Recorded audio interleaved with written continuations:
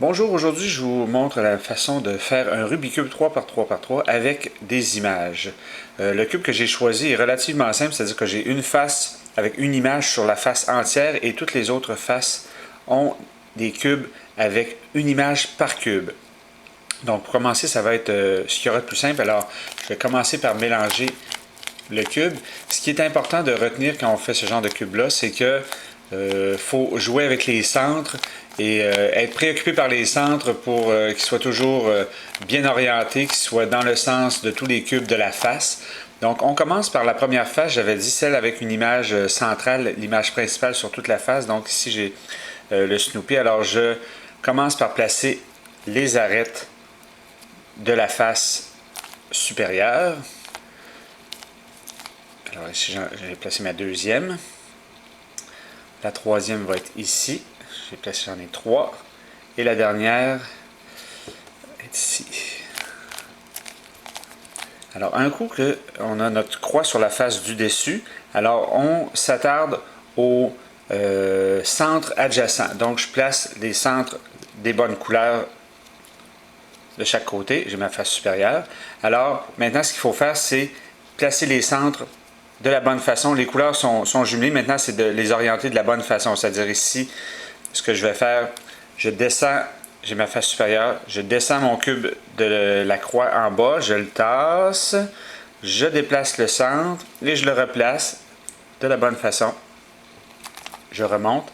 Alors, j'ai ma face supérieure et le côté ici correspond. Alors, je fais la même chose avec les trois autres côtés. C'est-à-dire que j'envoie le centre en bas, je replace le centre, je replace l'arête et je remonte. Je fais la même chose avec l'autre côté, était déjà bien placé. Et le côté vert, je fais ça, je replace le centre, je replace l'arête et je remonte. Alors j'ai ma face supérieure qui est bien faite et mes centres sont corrects.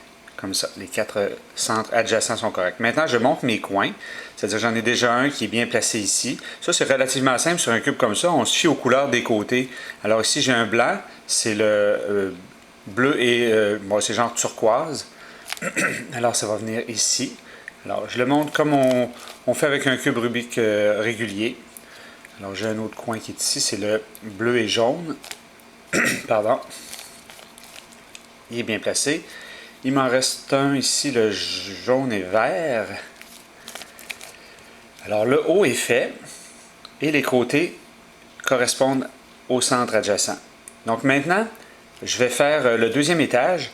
Ce qui est important, c'est de ne jamais, de toujours plutôt utiliser la formule pour monter et descendre.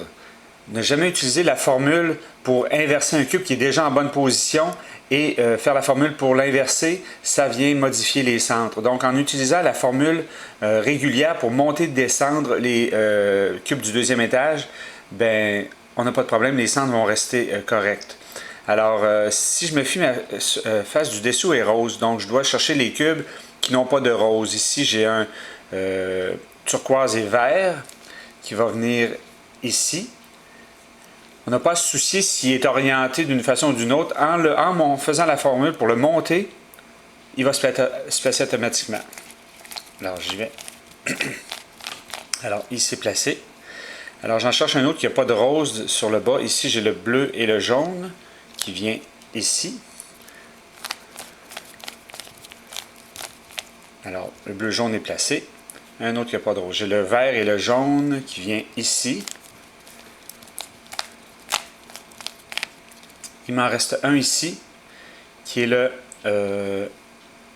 turquoise bleu. Je vais le placer, je vais mal le placer pour vous expliquer ce que j'essayais de faire tout à l'heure, mais sans exemple.